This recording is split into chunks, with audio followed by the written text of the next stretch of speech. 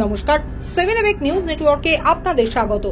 এবার শাসক দলের গোষ্ঠী সংঘর্ষ ঠেকাতে গিয়ে আক্রান্ত হলেন এক আইনজীবী। ঘটনাস্থল বরানগর।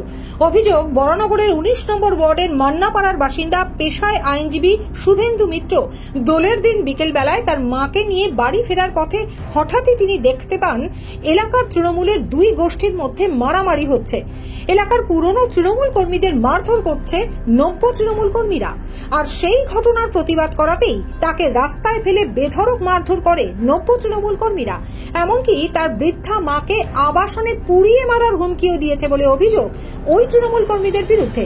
হামলাকারীরা প্রত্যেকেই স্থানীয় কাউন্সিলর শম্পা কুণ্ডুর ঘনিষ্ঠ বলে জানান আক্রান্ত আইনজীবী। চলুন তার মুখ থেকেই শুনবো ঠিক কি ঘটেছিল। আমার বাড়ি মান্নাপাড়া। মাকে আমি যথারীতি বাইকে করে বসিয়ে 4টে নাগাদ মান্নাপাড়ার ফ্ল্যাটে দরজার সামনে আমি ছেড়ে দিয়ে ওখান থেকে আমি বাঁ দিকে ঘুরি, যেখানে একটা গ্যাস গোডাউন আছে, স্নেহ গ্যাস গোডাউনের উল্টো দিকে একটা পার্ক আছে, আমাদের মান্নাপাড়া ইউথ ক্লাব। সেই ক্লাবের একটা পার্কের গেট আছে। গেটের সামনে দেখি কিছু নতুন ছেলে, যারা তৃণমূল এখন করে, তথাকথিত তৃণমূল দেখছি করছে, সবার সাথে ঘুরছে।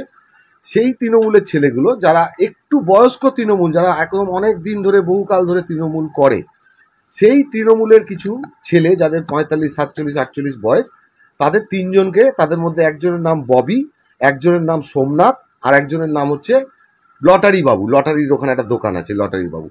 এই 3 জনকে ধরে ওরা খুব মারধর করছে। তার মধ্যে বাবুর হাত কেটে গেছে। এই দেখে আমি বাইকটা দাঁড় করিয়ে কারোর পক্ষে কারোর বিপক্ষে আমি কিচ্ছু বলিনি। আমি শুধু বলেছি, তোরা আজকে একটা ভালো দিন, আজকে দোল পূর্ণিমা, একটা পবিত্র দিন, তোরা এরকম মারামারি করিস না নিজেদের মধ্যে। আপনি চেনেন ওদের? আমি ওদের চিনি। আমি বড়দেরকেও চিনি, ছোটদেরকেও চিনি। ছোটদের সবার নাম জানি না, কারণ ওরা আমার বন্ধু বান্ধব নয়, কিন্তু বড়দের প্রত্যেককে চিনি। এমতো অবস্থায় আমি যেই নেমেছি ওখানে বাইকটা থেকে, সঙ্গে সঙ্গে ওরা ঘুরে এসে বলল আমাকে, আমি একটা অন্য রাজনৈতিক দল করি, সেটা যে দলই হোক করি, এবং ওরা আমাকে সেই দলের কথা বলল যে ওইটা তোর পিছনে দিয়ে দেবো, দল তোর পিছনে দিয়ে দেবো বলে 12-14 জন ওই যারা নব্য তৃণমূল, তারা আমাকে বেপরোয়াভাবে ঘুষি ঘাসা মারতে থাকলো।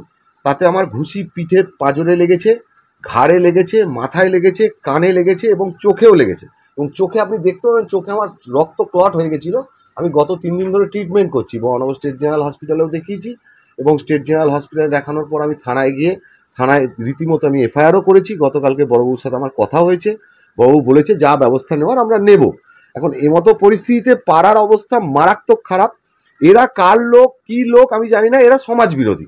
এরা বলছে যে আমি অমুক ছেলের, ওই আমাদের পাড়ায় 2-3টে ছেলে আছে, একজনের নাম লাড্ডু, একজনের নাম বাম্পাই, এরকম 2-3টে ছেলে বলছে আমরা সব ওদের লোক, আর ওরা হচ্ছে আমাদের যে ওয়ার্ডের 19 নম্বর ওয়ার্ডের যে কাউন্সিলর, তার নাম শম্পা কুণ্ডু, ওরা হচ্ছে ওনার রাইট হ্যান্ড এবং লেফট হ্যান্ড।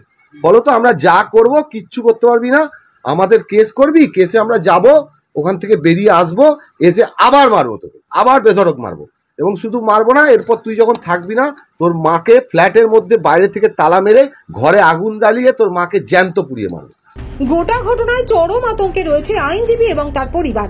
ঘটনায় সৌমেন শাসমল, সুদীপ ঘোষ, দীপক প্রসাদ, পাগলা দাস, রাহুল ব্যানার্জি, পাঁচু ব্যানার্জি, জিতেন্দ্র প্রসাদ নামের 7 অভিযুক্তের বিরুদ্ধে বরানগর থানায় লিখিত অভিযোগ দায়ের করা সত্ত্বেও এখনো পর্যন্ত তাদের কাউকেই গ্রেপ্তার করতে পারেনি বরানগর থানার পুলিশ।